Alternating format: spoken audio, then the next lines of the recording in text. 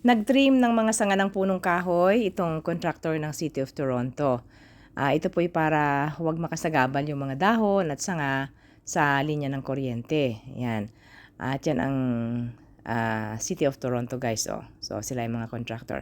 At ang galing nila, guys, tingnan nyo.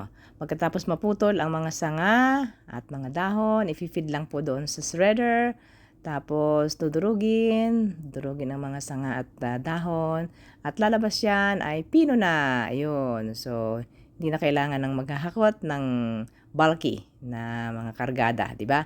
So, ayan na. Nilinis na po nila. Nilinis na wala silang maiiwang kalat o dumi sa paligid. Ayun. Ginamitan pa nga ni Kuya ng blower. Yun. Tapos, kung tapos na sila, kukunin na ang kanilang mga road signs, mga precautionary signs nila. Kaya natuwa ako sa kanila, guys. Binigyan ko sila ng refreshment. Thank you. Thank you. And you can always call too anytime in the year. Even though we came, you can still call. Whenever there's a problem. 311. If you call, there's a problem. If it gets close to your wire, Yeah. phone, Yeah. right? You pay through your taxes already. Yeah, you're doing a good job. Thank you. Appreciate it. Binigyan ko sila ng coke at tinanggap naman.